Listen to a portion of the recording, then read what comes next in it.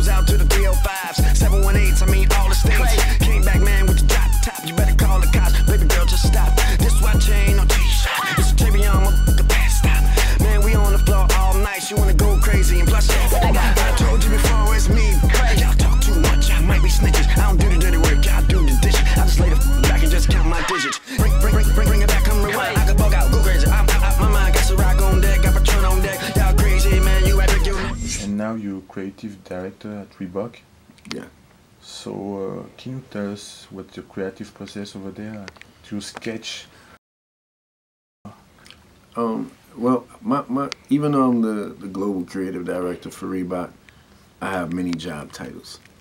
You know, so many job titles that I don't even want a title, because there's no title to describe my dedication to the brand and, you know, my concepts for the brand coming back and even being to where we at right now.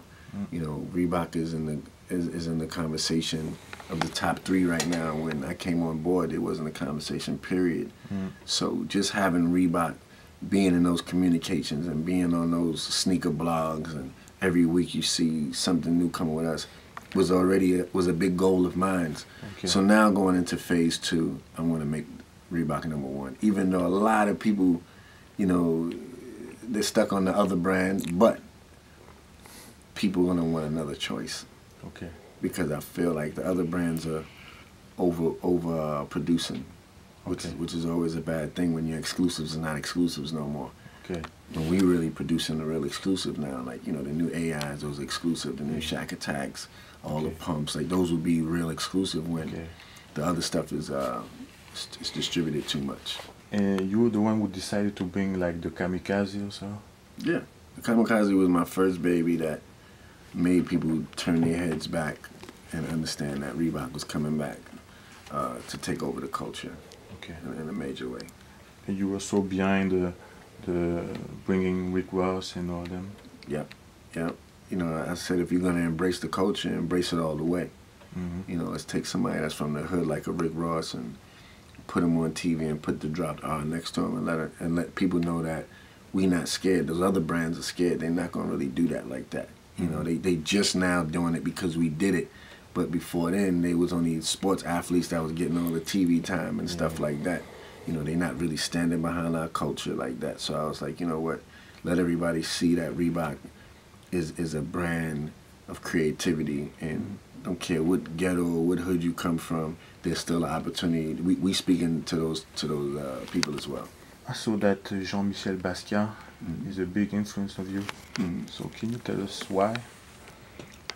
Shout out to Jean-Michel Basquiat and once again Reebok for allowing me to have the chance to work with his work and on a creative level. And what I wanted to do was I wanted to take art and reintroduce it to this generation that didn't really have knowledge about Jean-Michel Basquiat, but not introduce it to them in a rich way where people think art is only for rich people. I wanted to introduce his legacy through fashion.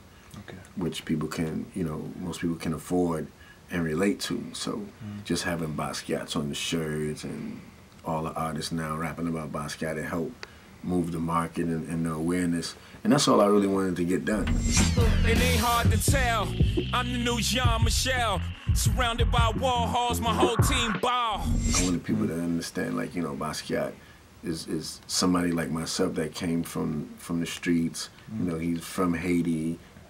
You know, grew up in Brooklyn, made a name for himself out of nothing. Aren't you afraid that it becomes just a fad, like the Che Guevara T-shirt? People just want the Basquiat. I mean, like, you know, sometimes a fad is not bad. Okay. You know, we could say Bob Marley is a fad, but Bob Marley's a legend. And we could say Michael Jackson's a fad, but Michael Jackson's a legend. And certain people, they need that overexposure so where that their legacy lives on through other generations. Okay. And you growing up in the Bronx, what kind of modern artists were touching you back then? Back then it was a lot of Keith Haring, you know, Graffiti Crackers Whack, a lot of Futura, a lot of Fab Five Freddy. Shout out to Fab Five Freddy, who's a major staple in the graffiti hip-hop art scene. He is the pioneer, Basquiat's best friend.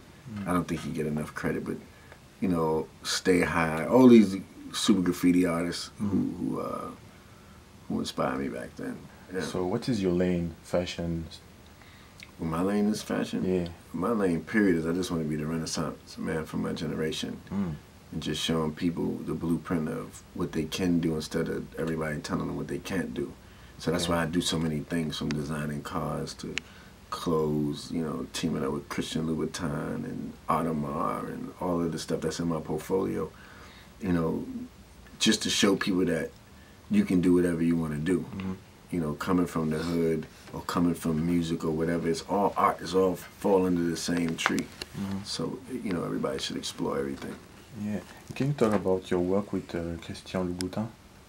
Well, Christian is like my mentor, you know. So was Tommy Hilfiger, you know. So was a lot of different people, but Christian is definitely like my brother from another mother.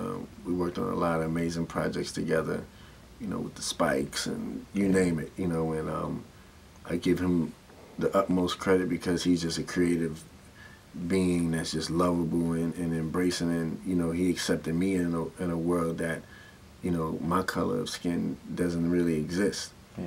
And you know, he took that in and you know, we went on the road with it. You know, we went around the world with it. And I just spoke to Christian yesterday. Okay. Working on something big. So what can we expect from you in the future? What you can expect from me is the unexpected, always.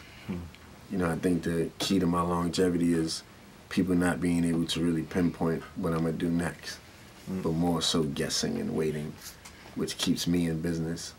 You know, so you can expect the unexpected. Okay. Attends, j'ai une question vite fait, sur le mur et tout, tu peux nous expliquer? C'est quoi? Could you tell us well about this wall? Oh, that's that wall. That's fresh. That's the meaning of fresh right there when you come in the studio with the Vuitton walls. Yeah. You know, just on chill. In the other room, we got the camouflage Vuitton walls. But you know, you have a lot of tastemakers come in this room, and you know, you want the inspiration to keep on going. You know, so that's hip hop too. Yeah. So even though Bono and you know a lot of big stars that's not in hip hop come in here, there's still a piece of hip hop in here. Like, what's up?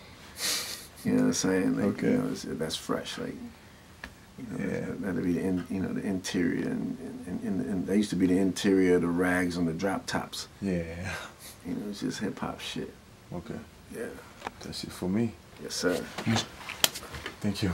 This goes out to the 305s, 718s, I mean all the states. Came back, man, with the top. You better call the cops, baby girl, just stop. This watch ain't no G-Shot. It's a stop. Check it out, this your boy Swizz Beatz doing a major Booska-p, getting it popping live in New York City. You know, I got my business swag on today, necktie on, Dior, everything though, don't get it twisted. You see the Richard Mille and all, I don't need to talk about that too much. Right now we're in the studio, you see the Vuitton walls and all that. You know, we just on chill. City lights, showtime. It's your birthday and I hit the floor. Every day is your birthday and I hit the floor. Every day is your birthday and I hit the floor. Hit the floor. I say hit the floor. Every day is your birthday and I hit the floor.